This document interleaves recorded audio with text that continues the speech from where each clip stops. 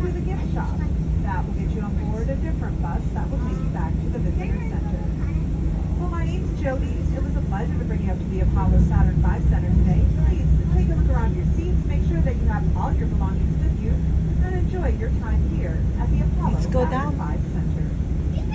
The achievements of the men and women who worked on the space program in these early decades of NASA helped propel the technology we use every day. NASA and the thriving private space industry at Kennedy Space Center today are the living legacy of their about that historic era. Get ready to step back into a time when NASA had everything to prove to a nation focused on one goal: to be the first country to land a person on the moon.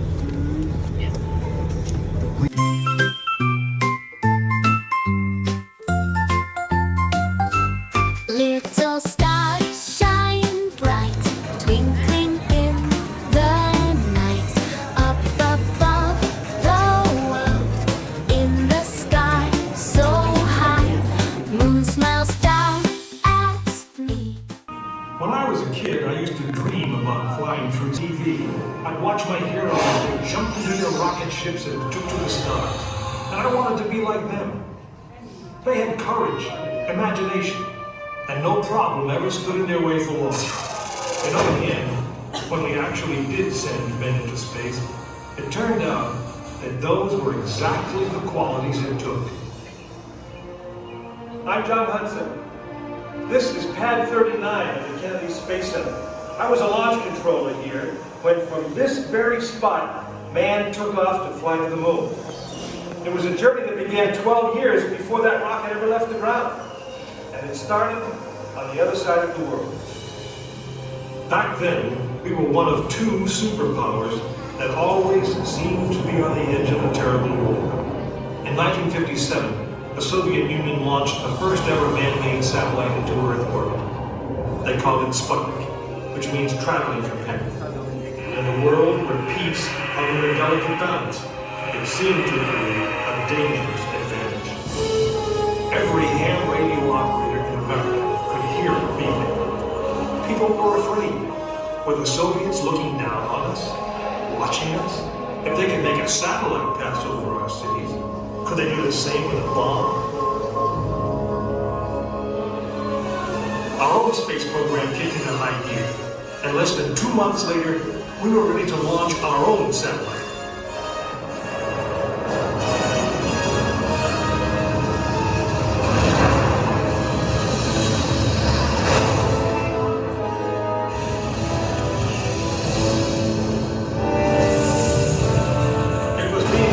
The space race, and we were running a distant second. In 1961, we fell even further behind. Soviet cosmonaut Yuri Gagarin became the first man into space, circling the world in just 89 minutes. We had our own astronauts, and they were eager and ready to take the big ride. But our manned space program couldn't seem to get off the ground. We stuck with it, and on May 5th, 1961, things finally started going right. Astronaut Alan Shepard took his ship Freedom 7 6.5 miles into space. America had its first space hero. Just a few days later, our space program received a new challenge. But this one did not come from the Soviet Union. It came from our young president. In one inspiring moment, he changed the mission. From one based in fear of the present to one of hope for the future. But why, some say, the moon? Why choose this as our goal? And they may well ask, why climb the highest mountain? Why 35 years ago fly the Atlantic? Why does Rice play Texas? We choose to go to the moon. We choose to go to the moon.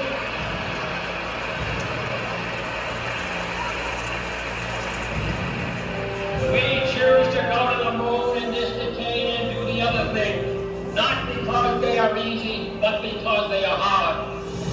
We hadn't been more than 16 minutes into space, and now we were going to the moon. We would have to design a rocket the size of a 36-story office building, put it together with the precision of a microscope, and accelerate it to the speed of a bullet. Then we would have to guide it to a moving target 250,000 miles away. Many people thought it was an impossible dream, but 400,000 of us set about making that dream a reality. It would be the longest, most hazardous voyage that any man had dared to attempt. But step by step, mission by mission, we orbited the Earth, perfecting the skills and technologies we would need on this incredible journey. Our astronauts practiced maneuvering, docking, and the 1,000 other tasks that would comprise the moon mission. We created new alloys, lighter and stronger than anything seen before. We designed communication systems that would be reliable over the vast distances. And behind it all, we tried to perfect the rocket that would be powerful enough to punch out of Earth orbit and take us to the moon.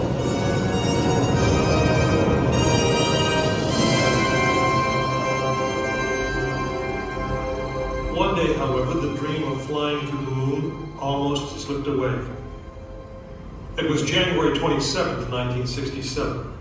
Astronauts Virgil Gus Grissom, Edward White, and Roger Chaffee were on board Apollo 1 for a plugs-out test, a full-scale dress rehearsal for the actual launch.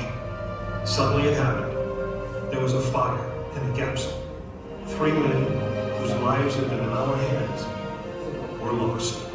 Surely the opening vistas of space promise high costs and hardships, as well as high reward. But this country of the United States was not built by those who waited and rested and wished to look behind them. After Apollo 1, some thought we'd failed, and that the moon was out of our reach. But we owed it to those men to learn from their sacrifice and to carry on. We started taking the Apollo vehicle apart, piece by piece. Was the design flawed? Had safety been compromised?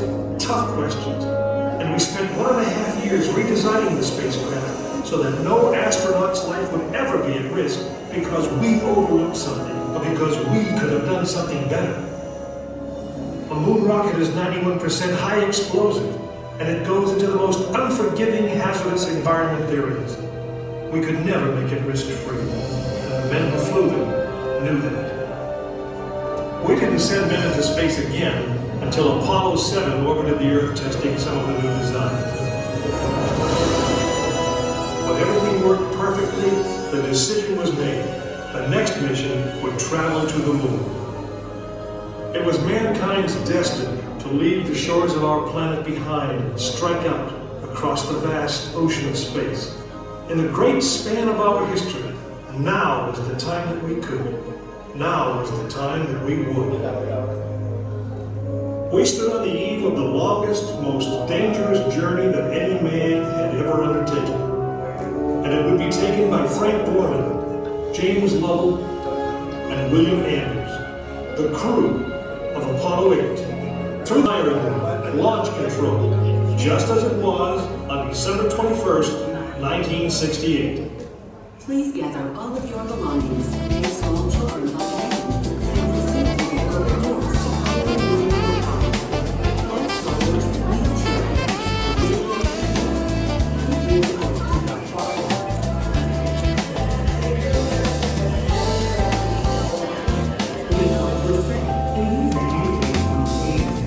Continually forward in order to make room for the guests entering the unit.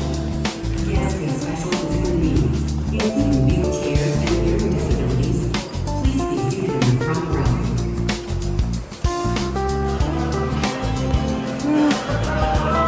Asa si Mama? For the common safety and beauty pleasure of all our guests, we ask that you refrain from watching photography for the duration of our presentation. If you are during the presentation, please exit through the doors on your right. Thank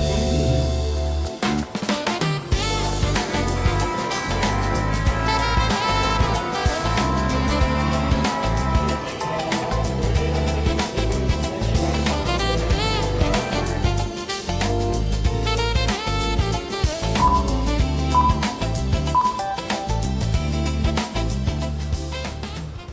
This is the firing room, launch control for the Apollo missions. This is not a mock-up. These are the very consoles we sat at when men first took off to fly to the moon. The tragedy of Apollo 1 had put us a year and a half behind. We were making up for it in one big leap, and we were doing it with a rocket that no man had ever flown before.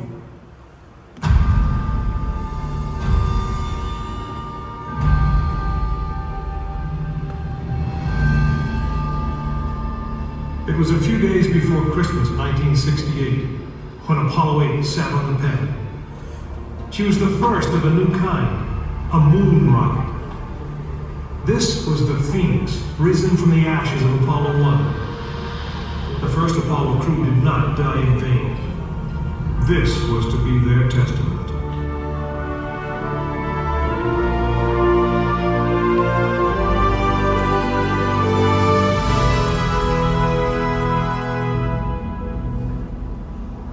"36 stories high, she had been fully fueled throughout the night.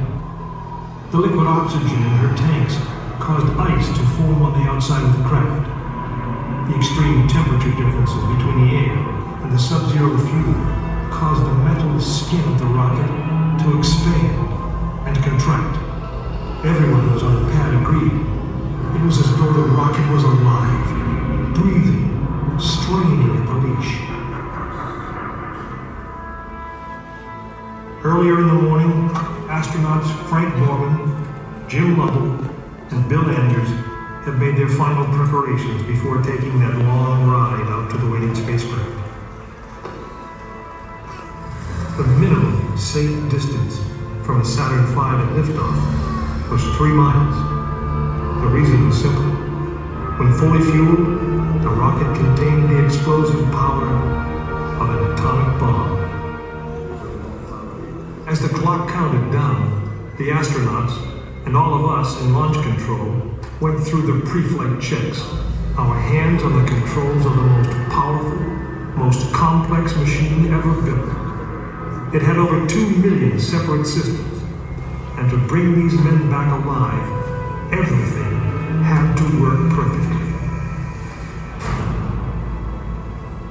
Each individual system had been tested, but what we didn't know was how they would perform when all 2 million began to work together.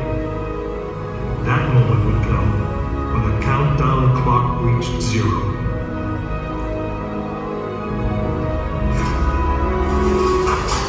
If a maneuvering thruster failed, if communications broke down, if navigation was off by 1 degree, if any piece of the miles of wiring, circuits, relays, or valves was defective, Frank Borman, Jim Lovell, and Bill Anders would pay with their lives. As they sat, waiting for launch on that chill December morning, these 3 astronauts were back to what they had always been, test pilots.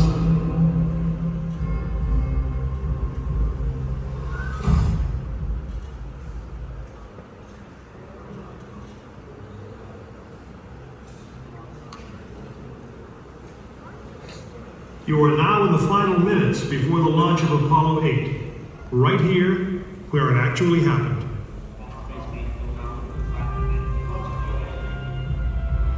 Mankind is about to leave his planet behind and journey to another.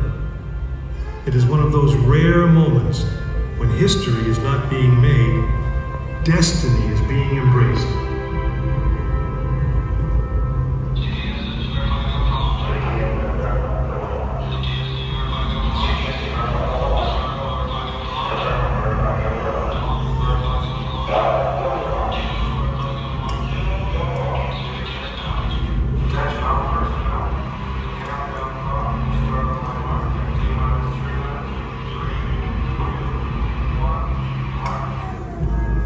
This is launch control, T-minus 3 minutes and counting.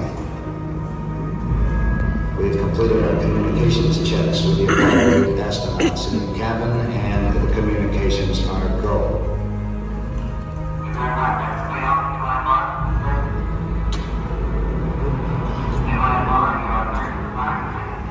During this period, once we do get the firing command, the various tanks within the 3 stages of the Saturn V launch vehicle begin to pressurize.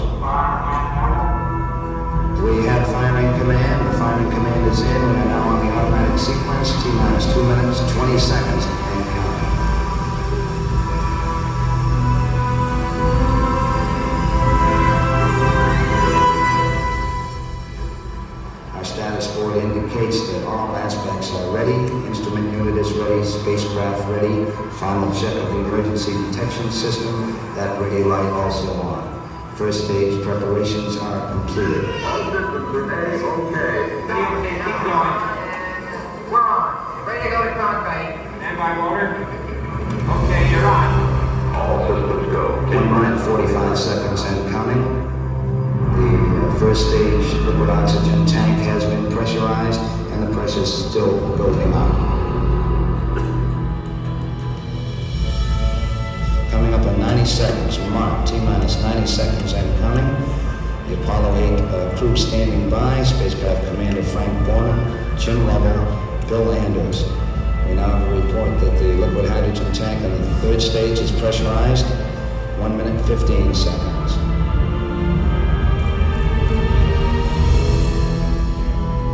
All third stage propellants pressurized at this time as we come up on the 60-second mark on a flight to the moon. T-minus 60 seconds and counting. The vehicle now is completely pressurized. We're coming up on a power transfer shortly.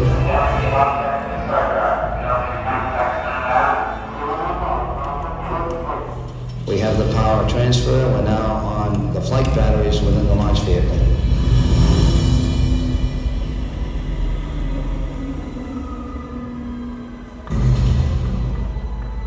Final reports coming from Frank Borman at this time. Final look at the switch list aboard the spacecraft. 20 seconds, all aspects. We are still go at this time. T-minus 15, 14, 13, 12, 11, 10, 9. We have ignition sequence start. The engines are armed. 4, 3,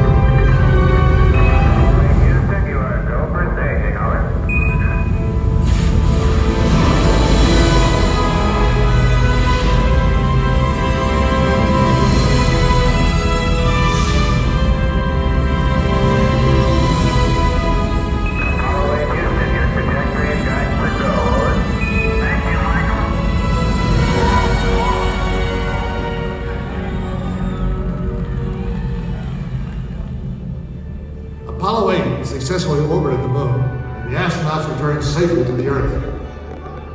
I know. I'm Jim Lovell, and I was one of the crew of this spacecraft, Apollo 8. We were the first men to see the surface of the moon from just a few miles away. But it was the hundreds of thousands of men and women who worked on the team, and the millions of people who supported the mission that really made it possible. That way, I guess, we all went to the moon. Now, on the other side of those doors, you'll find an actual sanctified moon rocket. It's still the most powerful, the most complex machine ever built. And I guess it's the only one that can take you to another planet. I actually got to fly one on a second flight to the moon called Apollo 13. But that's another story.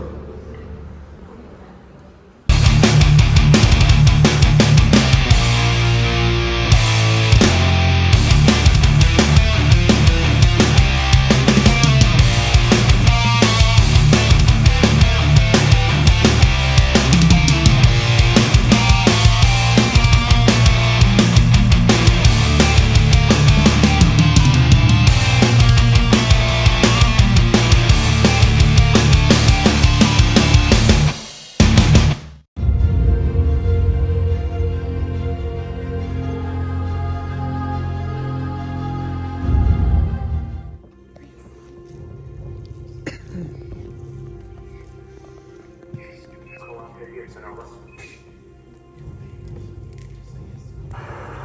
Columbia, read your last clear, how many? Mike, how did you go, over? Listen, Dave, everything's going just swimmingly. Beautiful. Great. We're standing by for Eagle.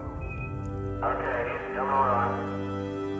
Copy, yeah, Flight controllers, we're off to a good start. Flight rule. AOS Flint. Roger, AOS Flint. Houston, Eagle, how do you read? Bye, Eagle, we're standing by for your burn report, over. Roger, the burn was on time. As soon as the Eagle reappears, things begin to go wrong.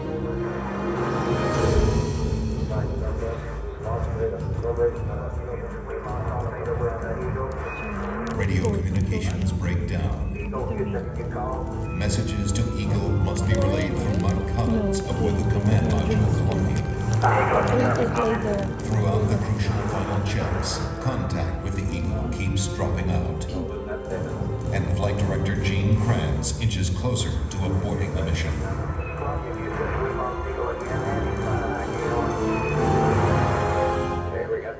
Radar flight looks good. With the vital computer links temporarily holding, the moment of decision is now. Okay, all flight controllers, don't have over landing. Retro, go, right up, go, guys, go. Control, go, southbound, go. GSC, go. Econ, go. Surgeon, go.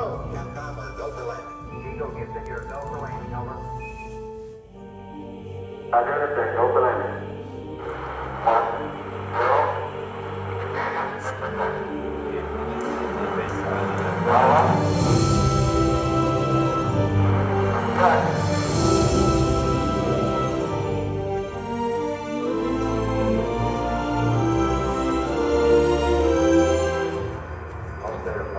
Hurtling toward the moon at 3,800 miles per hour, Neil Armstrong notices his checkpoints are all appearing too soon.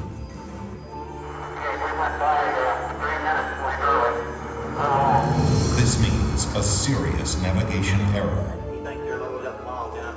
At these speeds, 3 seconds long means missing the safe landing zone by 3 miles.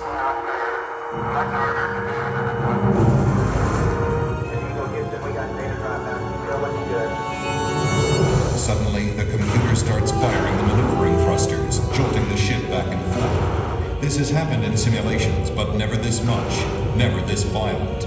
The smooth descent is becoming a bumpy ride. Before that is fixed, a problem with the onboard computer. The astronauts have rehearsed for thousands of possible malfunctions, but not this one. It had been considered too unlikely. Seconds seem like hours as everyone struggles to remember the meaning of a 1202 program alarm. The deadline to safely abort is vanishing fast. What is the reading on the 1202 program alarm? 1202 means the Eagle's onboard computer is overloading. This means Houston is blind, unable to make navigation corrections or interpret the data coming from Eagle's computer. Armstrong and Aldrin are on their own. Mission Control decides they can go ahead if the data link doesn't fail again. 1,000 feet, and Neil Armstrong can see that the computer is proposing to put them down in a dangerous place. That landing site is full of boulders. If they land there, they will never take off again.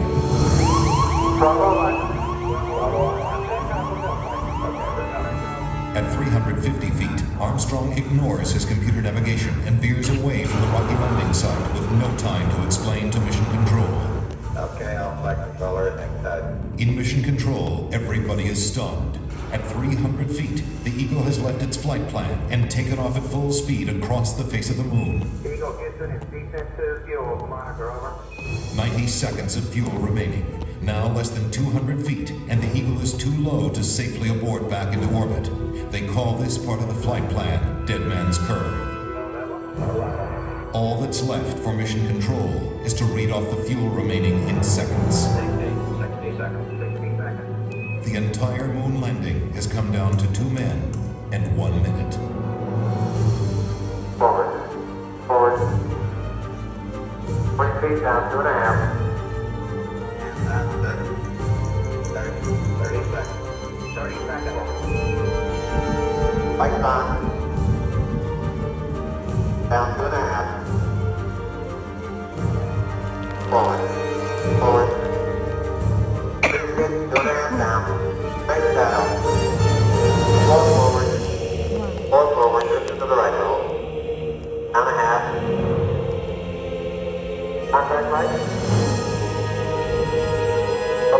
stop. Tranquility Base here. The Eagle has landed. Roger, Tranquility. We copy you on the ground. You got a bunch of guys about to turn blue. We're bringing it in. Thanks a lot. A short time later, history is made again. Good deal. We can see you coming down the ladder now. For one incredible moment, we are one people with one history, watching our destiny unfold. That's one small step for man, one giant leap for mankind.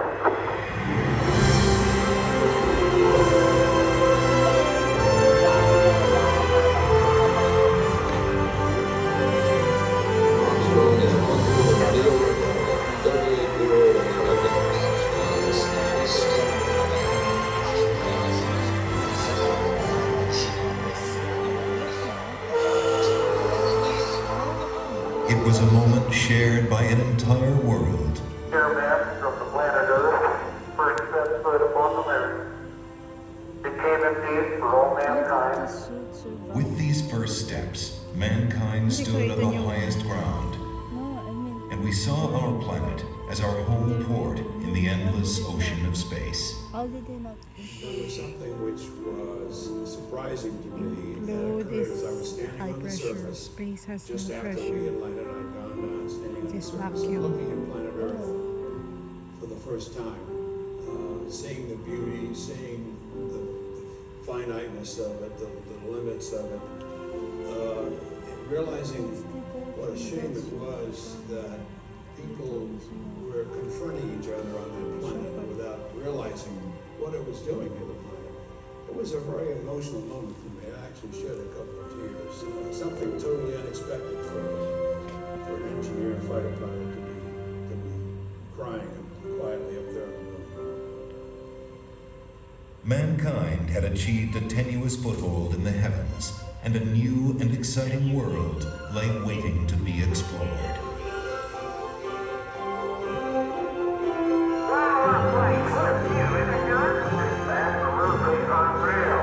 The first mission had stayed for only one day, but over the next 3.5 years, 5 more Apollo missions visited the moon, and with each one, we stayed longer, roamed further, and discovered more.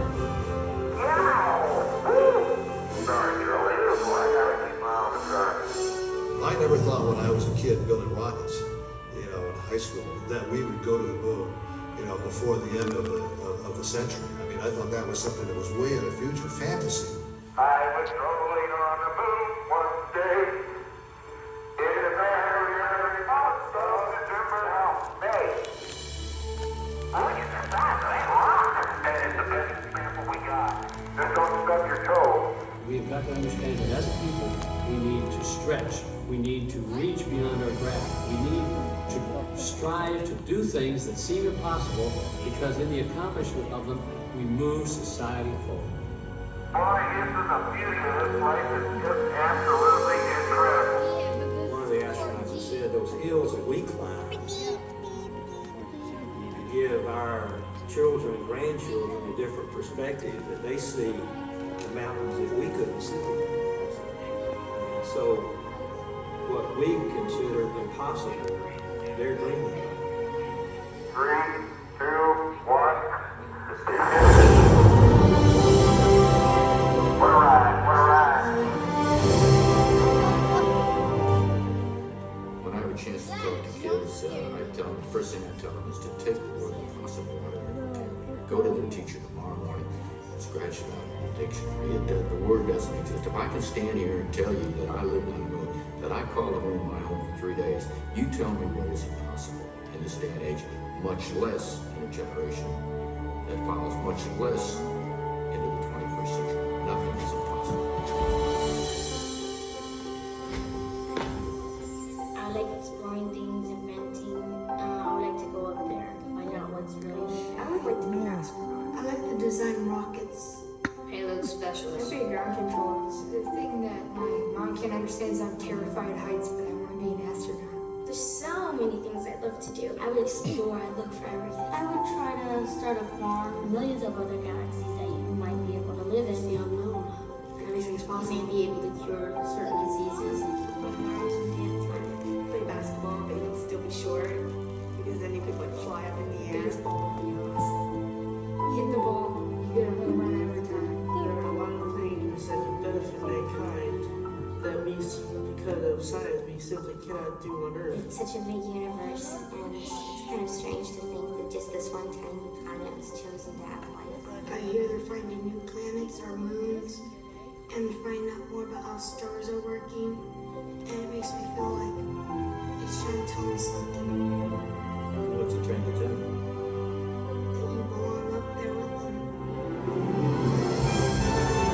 The Apollo program ended in December of 1972. Our journey into space is just beginning. I'm Neil Armstrong. The future of space travel is being written right now in the dreams and imaginations of a new generation. Perhaps that's the greatest legacy of Apollo. It shows our children and grandchildren courage, imagination, will to explore. No dream is impossible.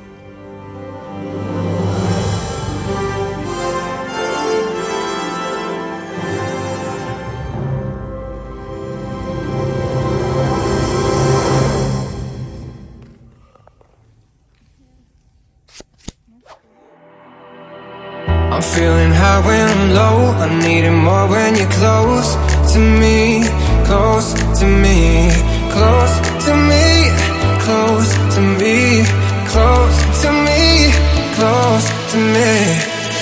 I'm broken when you're not around.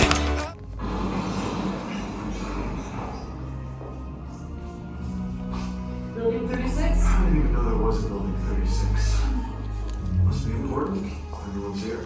We got propulsion, aerothermal, flight dynamics. Anyone know why we're here? For this.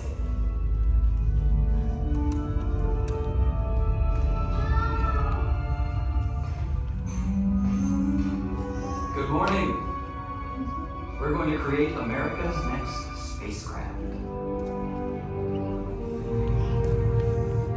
It's going to launch like a rocket and land like an airplane, and it's going to be reusable.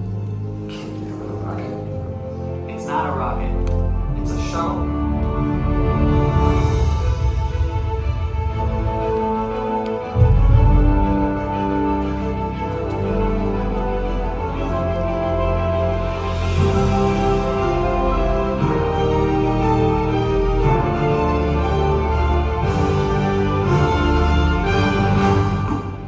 Now it's time to go to the next step. Sketch pad to launch pad. Going to the moon was a camping trip. Now our job is to work and live in space. This vehicle has to do something we have never done before. Perform 4 key tasks and be able to do them over and over again. There is nothing easy about putting a ship back up into space, let alone a whole fleet of ships. But first, let's talk about the launch. We have never designed engines and vehicles that can be reused. But we will, and once we're in orbit, we go to work. We want to take all kinds of cargo up there in addition to the people. Science labs, satellites, even a space station. And when all the work is done, we gotta bring everybody back home. All right now, country's waiting. Let's build ourselves a space shuttle.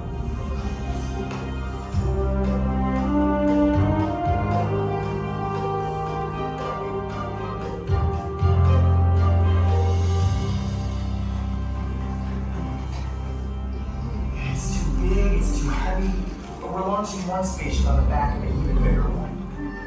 What if we split the booster into its pieces? Rockets, fuel tank. It's supposed to be reusable. How do we get all those parts home? What if we just throw the fuel tank away?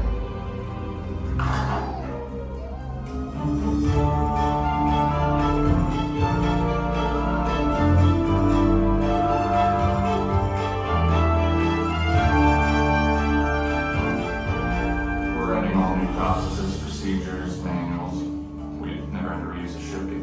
also gonna have to build some really big garages.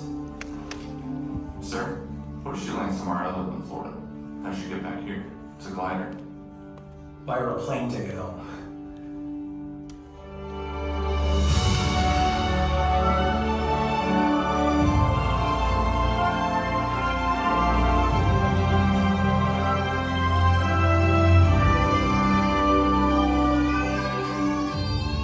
Ablative heat shields are heavy, and they burn up on re-entry. We need a more reusable solution. Silica foam tiles. Thousands of them, fitted together in one lightweight, reusable heat shield.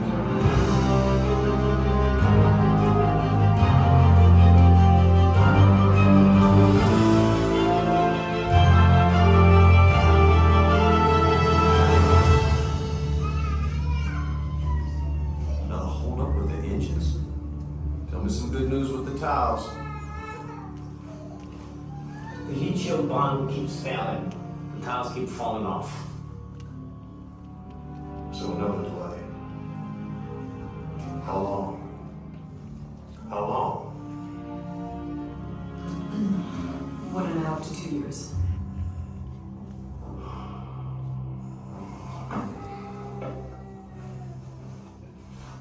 Well, this is going to be fun to tell my boss. Everybody get back to work.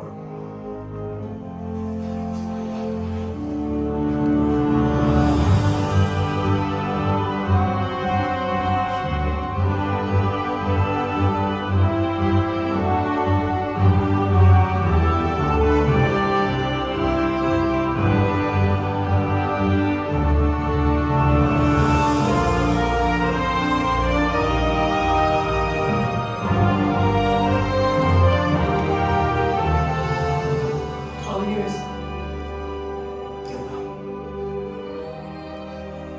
How do you feel? I'll let you know. When they come home. The President's message said you go forward this morning on a daring enterprise and you carry the hopes and prayers of all Americans with you. And astronaut John Young, the commander of the mission, replied, "That's a right fine speech. We sure appreciate it."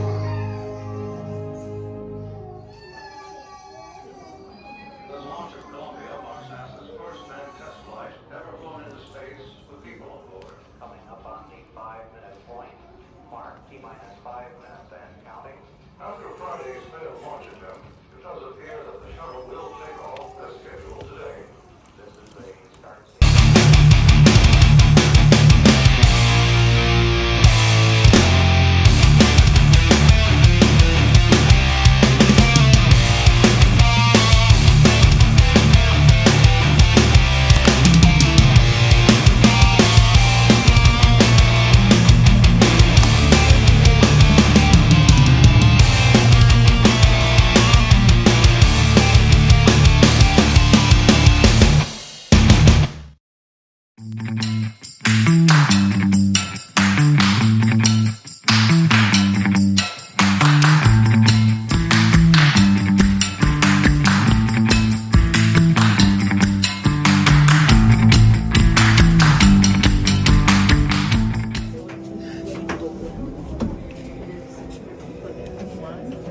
One switch, turn off one now.